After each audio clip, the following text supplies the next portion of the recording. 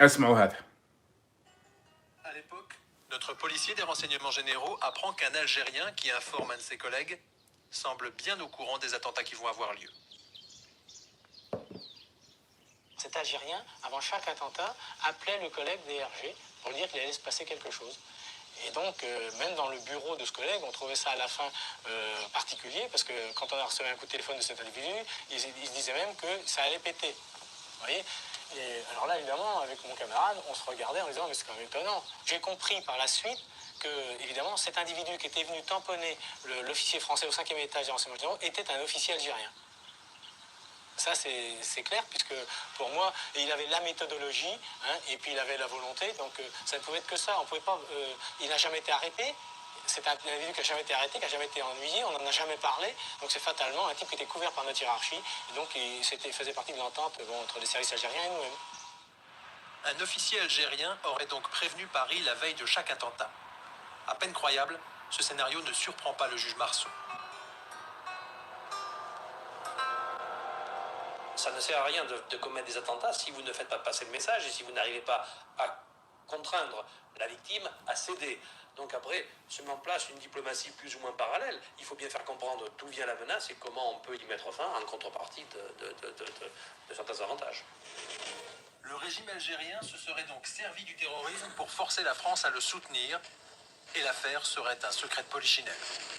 باختصار بسيط يعني هذا برنامج طبعا موجود يلقوا الناس في الانترنت، وهذا بحث الى اخره. الضابط الاول يقول باللي قبل كل، اختصارا يعني خوتنا اللي ما يتقنوش فرنسيه، قبل كل عمليه كانت تحدث في فرنسا كان هناك ضابط جزائري يخبرنا بها، وجيج مارسو كما سماه يعني القاضي يقول باللي نعم كانت هناك أشياء، وهذا يتم في ما يراد تحقيقه، يعني وكأنه يثبت أنهم كانوا يعرفوا ما يحدث في فرنسا، أي أن العصابة الجزائرية وبتواطؤ بعض الناس داخل ليس الحكومة الفرنسية ولكن داخل بعض المراكز الفرنسية كانت تريد أن تقنع الرأي العام الفرنسي أن يكون معها والإعلام الفرنسي من أن ما حدث في فرنسا من قنابل وهم الإسلاميين.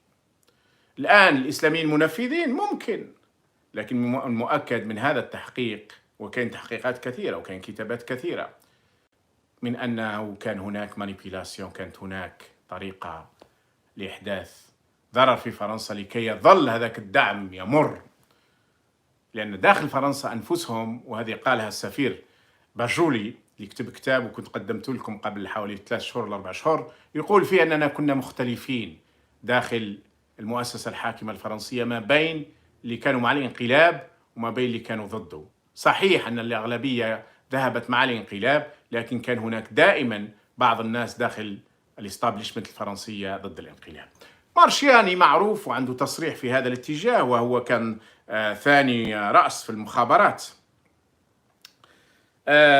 مش حاب نطول في هذه الأمور لأنها كثيرة في الحقيقة، ولكن أسمعوا هذه، اسمعوا. Entre le premier et le second tour, il y a des contacts auxquels je participe modestement entre les généraux et la France. Et je suis à l'Élysée 2 ou 3 fois et Mitterrand donne son accord de manière sibylline mais très claire, pas de manière formelle mais très claire, donne son accord pour que le deuxième tour n'ait pas lieu. Les généraux algériens annulent le second tour et font leur coup d'État en janvier 1980. إذا مارشياني وكان الشخص الثاني في المخابرات الخارجية الفرنسية يقولها بكل صراحة. Mitterrand donne son accord de manière sibylline mais très claire,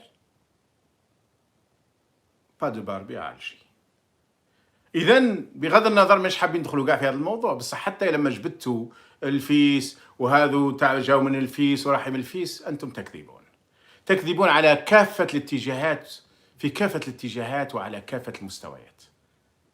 والحقيقة أن السلطة الفرنسية، الحكم الفرنسي، الاستابليشمنت الفرنسية ساندتكم في القيام بانقلاب، لأنها وكأنه انتقام من ثورة نوفمبر 54، وكأنه الشوط الثاني ل 54، وإذا بكابرنات فرنسا بقيادة نزار يقودون حرب قذرة شديدة القذارة. مرة أخرى أنا لا أقول لم تكن هناك جماعات نسبت نفسها إلى الفيس أو إلى الجية أو إلى الإسلام وقامت بأعمال عنف، بالتأكيد موجود، لكن مقارنة بمن فتح الأبواب، وفي اعتراف له محمد تواتي قال لك لم يكن هناك إرهاب قبل وقف المصالح. من هو الإرهابي إذن؟ من هو الإرهابي؟ حابين تعاودوا نفس الشيء الجزائر؟ لن تستطيعوا، لن تستطيعوا،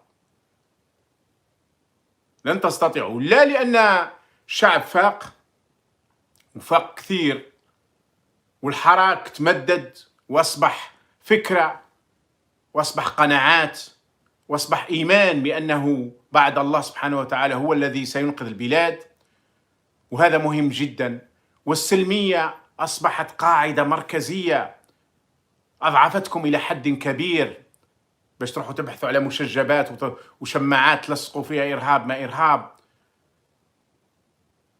ولأننا احنا أيضا يعرفنا الناس، احنا مش جايين، احنا مش في التسعينات ناس ما تعرفش الناس، أو في التسعينات الناس ما كاش اللي يهدر وكاش اللي يرد على الأكاذيب. كل كذبة تجيبوها نخرجوا نكسروها، كل بروباغندا تجيبوها نخرجوا نكسروها.